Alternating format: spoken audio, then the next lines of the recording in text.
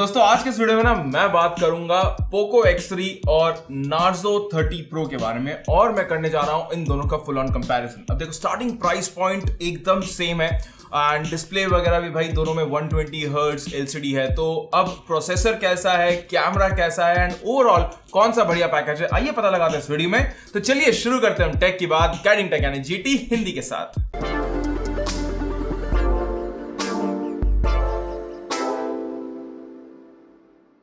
तो शुरुआत करते हैं दोस्तों यहाँ पे सबसे पहले तो दोनों ही फोन्स के डिजाइन से। एंड डिजाइन वाइज देखो बहुत चीजें सब्जेक्टिव होती है।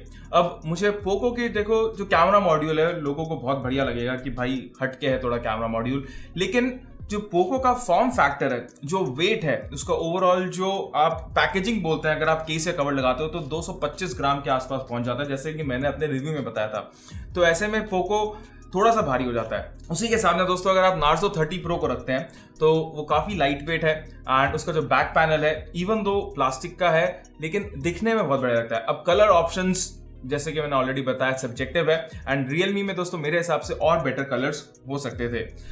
इसके बाद अगर फंक्शनल चीजों के बारे में बात करें तो IR ब्लास्टर पोको में एक चीज है जो आपको Narzo 30 Pro में नहीं मिल रही है, बट उसके अलावा दोनों ही फोन्स में आपको हाइब्रिड सिम कार्ड का स्लॉट मिलता है एंड उसी के साथ साथ 3.5 mm का जो ऑडियो जैक है वो भी मिल जाएगा।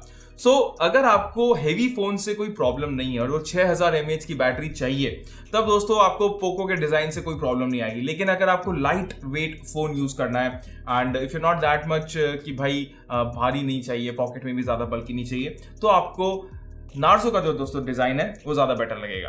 अब इसका दोस्तों पोको में एक और एडवांटेज है कि उनके पास IP53 की जो रेटिंग है वो है, जिससे कि फोन थोड़ा सा डस्ट वगैरह और थोड़े से जो पानी के स्प्रिंकल्स है वो ले लेता है। अब आई एम क्वाइट श्योर कि Narzo 30 Pro भी इन सारी चीजों को मतलब विथस्टैंड कर लेगा, बट रेटिंग ना होने के कारण मैं इतना केयरफुली मतलब ऑल फॉर श्योर नहीं कह सकता। लेकिन क्योंकि पोको में दोस्तों रेटिंग है तो वो आपको यहाँ पे मिल जाएगी out of the box and you can be confirmed about it, because in सब रेटिंग्स के दोस्तों टेस्ट होते हैं और इसके अलग से पैसे भी लगते हैं और उन्हीं पैसों को दोस्तों यहाँ पे इंक्लूड भी किया जाता है जब आपकी फोन की ओवरऑल कॉस्टिंग निकाली जा रही होती है।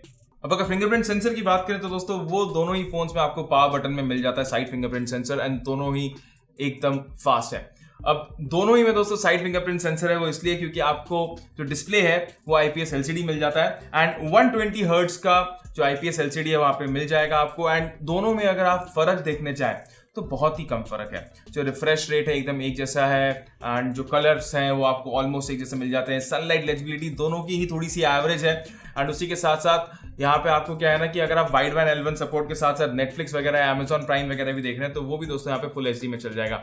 तो डिस्प्ले में एक जो डिफरेंस है वो ये कि आपको पोको में गोरिल्ला ग्लास 5 का प्रोटेक्शन मिलता है, वहीं Narzo में आपको गोरिल्ला ग्लास 3 का। अब दोनों फोन्स को गिरा करके एंड स्क्रैच लगा करके हमने टेस्ट नहीं किया है, लेकिन 5 ऑफ कोर्स शायद थोड़ा सा बेटर हो। वैसे गोरिल्ला ग्लास 3 की दोस्तों जो स्क्रैच रेजिस्टिविटी होती है वो ज्यादा बेटर होती है।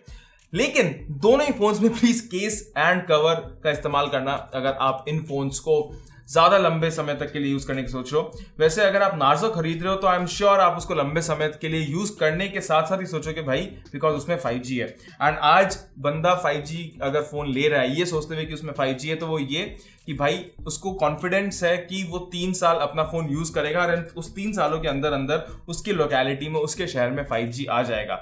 Anyways coming back to the point, अगर अब मैं ओवरऑल फोन के डिस्प्ले और डिजाइन के बारे में बात करूं तो पोको बस मुझे लगा कि थोड़ा सा हैवी है, लेकिन उसके अलावा दोस्तों वहां पे आपको सारे के सारे एलिमेंट्स मिलते हैं जो आपको चाहिए। इसी के साथ साथ आपको पोको में डुअल स्टीरियो स्पीकर भी मिलते हैं जो कि Narzo में मिसिंग है।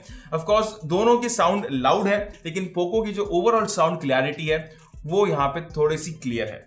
अब नेक्स्ट दोस्तों बात करते हैं कैमरा स्पेसिफिकेशंस के बारे में। तो पोको में आपको 64 मेगापिक्सल का प्राइमरी कैमरा मिलता है और Realme में आपको 48 मेगापिक्सल का प्राइमरी कैमरा मिल जाएगा। एंड Realme के दोस्तों जो HDRs हैं वो बेटर है बट कंसिस्टेंट नहीं है। वहीं पोको में दोस्तों आपको थोड़ा सा ओवर सैचुरेशन मिलता है, बट अगर आप उसे Realme के साथ साइड बाय साइड अगर कंपेयर करो तो Realme का दोस्तों जो सैचुरेशन लेवल है थोड़ा सा ज्यादा है एंड उसी के साथ साथ पोको के जो HDRs हैं वो बहुत ज्यादा कंसिस्टेंट है एंड आपको ऑलमोस्ट हर इमेजेस में देखने को मिल जाएगी। पोको की दोस्तों जो फोटोग्राफ्स हैं, जो फोटोज है वो 64 मेगापिक्सल के होने के कारण थोड़ी सी शार्पर भी है। एंड अगर मैं लो लाइट फोटोज की तरफ जाऊं तो वहां पे भी पोको ने थोड़ा सा बेटर काम किया है। तो ओवरऑल एज यूजुअल मैं बोलता हूं कि भाई अगर आपको फुल ऑन कैमरा कंपैरिजन चाहिए तो उसका हम डेडिकेटेड वीडियो बनाएंगे, बिकॉज अगर पूरा पूरा कैमरा कंपैरिजन करने बैठ गया तो वीडियो बहुत लंबा चल जाएगा। लेकिन आपको इस वीडियो के नीचे दोस्तों हम जो लिंक्स हैं वो दे देते हैं, जो भी हमने फोटोज खींचे हैं, तो आप भी देख सकते हैं। बट अगर टेस्ट के हिसाब से बताऊं तो मुझे पोको के जो फोटोज है थोड़े से बिट बेटर लगे अगर आप रियलमी के सामने रखें। अब पोको के दोस्तों जी कैम मॉड्स भी आ रखे हैं, उसके साथ टेस्ट नहीं किए मैंने। डिमेंसिटी के आएंगे, शायद थोड़े बहुत मॉड्स आ रखे हैं, लेकिन उनको भी अभी तक हमने टेस्ट नहीं किया। बट जी कैम मॉड्स आने के बाद पोको की जो फोटोज हैं वो और भी ज्यादा बेटर हो जाती है। एंड अगर आप जी कैम मॉड यूज करते हैं तो उसके लिए जो स्नैपड्रैगन प्रोसेसर है वो ऑफकोर्स ज्यादा बेटर है। तो इसी के साथ साथ दोस्तों कैमरे के बाद चलते हैं प्रोसेसर की तरफ। तो प्रोसेसर में आपको MediaTek Dimensity 800U का प्रोसेसर मिलता है नार्जो में, और वही पोको में दोस्तों आपको Snapdragon 732G का प्रोसेसर मिल जाएगा। इसी के बाद दोस्तों अगर मेमोरी की बात करें तो आपको दोनों ही फोन्स में UFS 2.1 की मेमोरी मिलती है। And day to day usage में दोस्तों ऑलमोस्ट सेम है दोनों के दोनों फोन्स, मतलब लिटरली कोई डिफरेंस नहीं है। गेम से भी दोस्तों आपको ऑलमोस्ट सिमिलर परफॉर्मेंस देखने को मिल जाएगी। जो बेंचमार्क स्कोर्स हैं वो ऑफकोर्स अगर आप देखो तो थोड़ा सा ज़्यादा है नार्जो के, बट उसमें होता क्या ना कि एक बहुत बड़ा कारण है, आपको जो 5G है वो नार्जो में मिल रहा है। अब पोको का दोस्तों जो चिपसेट है वो 4G है। मुझे कोई भरोसा नहीं है कि मतलब 5G कब आएगा इंडिया में, and I really don't care about a 5G और अ 4G प्रोसेसर। मेरे लिए अभी जो काम कर रहा है वो ज्यादा बेटर है। तो दोनों ही प्रोसेसर्स में देखो आपको फर्क नहीं पता चलेगा अगर आप गेम्स खेल लो, थ्रॉटलिंग थर्मल थ्रॉटलिंग नहीं है। Of course G cam users के लिए स्नैपड्रैगन ज्यादा बेटर रहता है, जैसा मैंने आपको ऑलरेडी बताया। और अगर आप सोच रहे हो, जैसा मैंने पहले बताया था कि आपके एरिया में 2.5 साल के अंदर अंदर 5G आ जाएगा, आप उसको आते के साथ साथ रिचार्ज करके यूज करोगे, दिन के 1 GB डाउनलोड करोगे, उसको अफोर्ड कर पाओगे, तब ऑफकोर्स दोस्तों आपको जो 5G का जो फोन है वो बढ़िया लगेगा। एंड वो आपको यहाँ पे मिल रहा है नार्जो 30 प्रो में। So that is there. उसके अलावा आई डोंट थिंक सो ज्यादा डिफरेंसेस हैं दोनों ही फोन्स के परफॉर्मेंस में। आप कोई भी ले लो, you will not go wrong with them. अब नेक्स्ट दोस्तों बात करते हैं ओएस के बारे में। तो Realme UI वर्सेस MIUI। तो यहाँ पे तो मैं आपके ऊपर छोड़ दूंगा कि आपको कौन सा पसंद है, Realme UI या MIUI। वैसे दोनों ही दोस्तों फीचर रिच है। एंड ऑफ कोर्स MIUI में भी बहुत बदलाव आए हैं। MIUI 12.5 जब आएगा तब उसमें बहुत सारे ब्लोटवेयर्स कम होंगे, जैसे कि हमने सुनने को आया है, तो वो भी एक बहुत बढ़िया बात होगी। वैसे Realme UI अभी लोगों का चहीता UI बन रखा है, मतलब जितने भी पोल्स करा लो, इवन शायद Oxygen OS के आसपास Realme UI एक दिन पहुंच जाए, इस तरीके का दोस्तों यहाँ पे पोल्स हैं। एंड लोगों के जो कमेंट्स आते हैं वो मैं पढ़ता हूँ तो पता चलता है। लेकिन दोनों ही फोन्स दोस्तों अभी भी Android 10 पे हैं। Android 11 मतलब Android 12 बीटा आ रखा है यार, एंड Android 11 अपडेट्स नहीं आए हैं यहाँ पे। तो अपडेट्स के मामले में नया फोन अगर नार्जो लॉन्च हो रहा है और वो Android 11 के साथ है, जैसे कि सैमसंग अभी कर रही है, तो बहुत बढ़िया बात होती है। पोको को भी दोस्तों अपने जितने भी फोन्स हैं उनमें अब नए एंड्रॉइड वर्जन लेके आने का मतलब ट्राई करना पड़ेगा।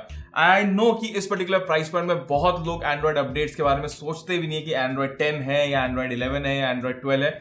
They just want the MIUI और the Realme UI to work great, and वो दोनों दोस्तों आपको यहाँ पे मिल रहा है। दोनों ही फोन्स में एड्स नहीं है, ऑन द फेस नोटिफिकेशंस भी अब बहुत कम हो गए हैं। तो रही बात एंड्रॉइड वर्जन के अलावा, आप मुझे यहाँ पे बता देना कि आपको कौन सा UI पसंद है, एंड ये पर्टिकुलर सेक्शन दोस्तों मैं आपके ऊपर छोड़ता हूँ, ठीक है। नेक्स्ट बात करते हैं बैटरी के बारे में। एंड बैटरी की जो चार्जिंग स्पीड है और जो पर्टिकुलर साइज है वो दोस्तों मुझे नार्जो की बेटर लगी। 5000 mAh की बैटरी काफी है, वो 1 से 1.5 दिन आराम से चलती है। पोको ने 6000 mAh की बैटरी दी, ठीक है, ज्यादा देर चलेगी अगर आप उसको ऑप्टिमाइज कर लो, लेकिन 6000 mAh की बैटरी के साथ ना ग्लास जो होना चाहिए वो LCD नहीं होना चाहिए, वो सुपर एमोलेड जैसे कि सैमसंग देता है, सुपर एमोलेड प्लस, जो कि थिन हो और बहुत ही लाइट वेट हो। तो उससे क्या करता है कि ओवरऑल जो फॉर्म का वेट है वो बहुत कम हो जाता है, ठीक है। तो ऑफकोर्स 6000 mAh की बैटरी ओवरकिल है, बट आपको मिल रही है अगर आपको अपने फोन को 1.5 से 2 दिन के लिए चलाना है। लेकिन 5000 mAh की battery with a fast charger is good enough for Narzo also, ठीक है। तो बैटरी वाइज ये टाइम मैं समझूंगा। एंड अब अगर दोस्तों दोनों ही फोन्स में देखें तो पोको के पास है ना एक बहुत बड़ा एडवांटेज है, वो 6GB RAM with 128GB storage आता है 17,999 का, which is a very good package. मतलब आपको स्टोरेज 128GB की मिल जाती है और 6GB रैम, जो कि काफी एक स्मार्टफोन को चलाने के लिए। 128 की सख्त जरूरत आपको बिल्कुल भी नहीं है, ठीक है। तो ऐसे में अगर आप दोनों के प्राइस पॉइंट को देखो तो ज्यादा डिफरेंस है। अभी मैं एकदम MRP की बात कर रहा हूं। तो एक बात बताऊं, अगर आप सुनना चाहोगे, मैं आज 32 साल का हो गया हूं, ठीक है। एंड 32 साल का जब आप हो जाते हो ना, तो आपको फॉर्म फैक्टर फोन का जो है ना बहुत ज़्यादा मैटर करता है। एंड इसलिए दोस्तों मैं जब आईफोन यूज़ करता हूँ वो सिर्फ मतलब अभी याद नहीं कितने ग्राम का, 160 समथिंग ग्राम का होगा, बहुत ज़्यादा हल्का है। तो वो मेरे लिए एक एडेड एडवांटेज, एक एडेड फैक्टर है। अगर मैं 10 साल पहले वाले अगर आशीष को देखता, ठीक है, मतलब 21-22 साल के जैसे शायद आप आज होंगे और आप अगर फ़ोन खरीदने का सोच रहे हो, तो उस समय वेट 200 ग्राम हो या 220 ग्राम, मुझे इतना फर्क नहीं पड़ता। मुझे फर्क पड़ता कि भाई मेरे पॉकेट से 2000 रुपये ज़्यादा जा रहे हैं या नहीं, है ना।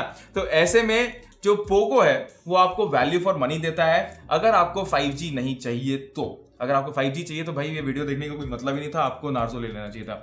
तो मैं अभी भी दोस्तों आपको पोको रेकमेंड करूंगा अगर आपको उस पर्टिकुलर फोन के फॉर्म फैक्टर से कोई प्रॉब्लम नहीं है। अगर आपको स्लिम फोन चाहिए तो आप नार्जो लो, बैटरी, कैमरा, ये सब दोस्तों over the time period optimize हो जाते हैं। लेकिन अगर आपको एक फोन चाहिए जो कि अभी एकदम ऑप्टिमाइज है, जिसका कैमरा बढ़िया है, जिसका डिस्प्ले बढ़िया है, बैटरी लाइफ ज्यादा है, and you are fine with that form factor, आप पोको खरीद सकते हो और वो दोस्तों आपको वैल्यू फॉर मनी भी पड़ेगा।